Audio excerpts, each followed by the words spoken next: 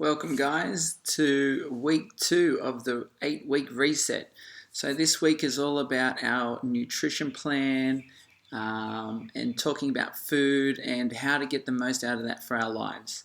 So in the email you should have already received the cookbook that I've got, which will give you some great ideas, and there's a fair bit of information at the front there that, anytime you've got, maybe take a look through there, because it's it'll just give you a bit more of an understanding around food and hormones as well. You'll also have the nutrition plan, which will break down, getting into whole foods, where to source those sort of foods from. It gives you options of, the best types of, organic versus conventional foods. What else is in there? There's a shopping list, there's a 7-day meal plan, and then there's also, we talk about our ratios, if you're a protein type, a carb type, or a mixed type. And you might not know that just yet, and if you're interested, you can go to healthexcel.com, and there's a 65 questionnaire on there, which will help you discover your metabolic type, so to speak. And that's all about finding out what your oxidative rate is and how fast your cells break food down and spit it out as energy. Okay? And once we figure that out, or even if you just want to have a play around to start with just your normal sort of meals, what we want to do is start filling this in. So I always suggest filling it in a meal later. So at lunch, I'm filling in what I had for breakfast. At dinner, I'm filling in what I had for lunch. At breakfast, I fill in how I felt for dinner. Okay, because we want to do it at least, a good 4, 5, 6 hours later, so we can see how the food has affected us. Okay, and this is a great little chart that I got from William Wilcock, who wrote the Metabolic Typing Diet, and it allows us to see how the food went with our satisfaction, how the food went when it came to our energy afterwards. Did we feel recharged after? Do we get more energy from our food, or did it start depleting us? And then also our moods. How was our mood after our meal?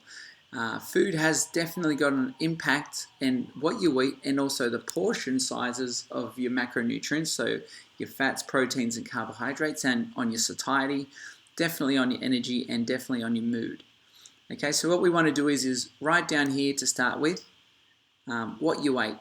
And then over here you can either circle that it was a bit of a mixed meal, like I had half a plate full of carbohydrates and half a serve, or half, the other half was a serve of protein. Here it might be that we had, more of a carbohydrate meal, which is explained in the nutrition plan, or it could be more that we've had more of a carbohydrate meal here, which is 75% carbs, 25% protein and fat. So what we do once we've done that is we come over here, and I want you to tick either one or the other for all of these questions. So you come along and you say, did I feel full and content, or was I physically full but still hungry? Tick 1. No sweet cravings, desire for something sweet. Again, tick 1. And we go through every single questionnaire. If we get any negative reactions, in the brackets here it tells us where we messed up. And excess means in excess, as in like EXESS, too much of.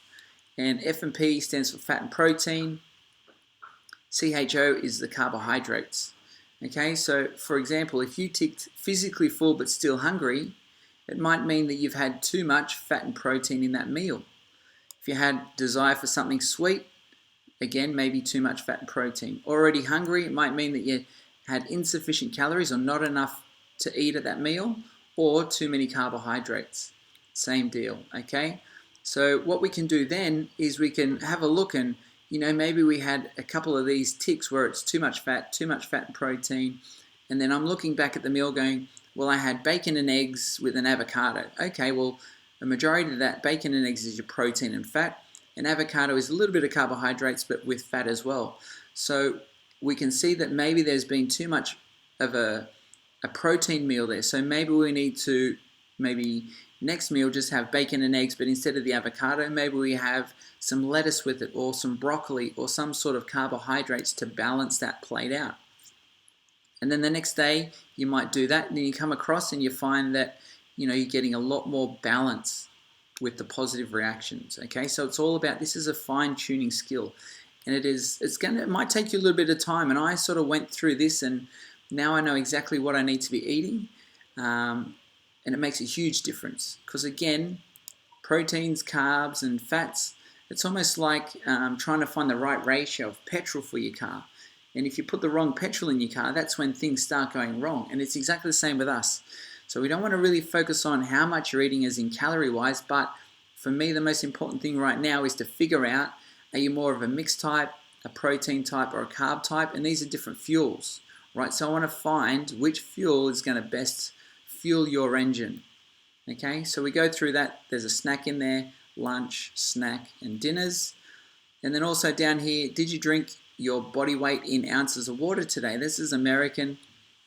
So an equation you can write down is 0.033 times your body weight equals liters per day. So for example, if you're 100 kilos, you should be drinking 3.3 liters per day. If you've got any question, guys, just shoot me an email, and I'll look forward to chatting to you soon.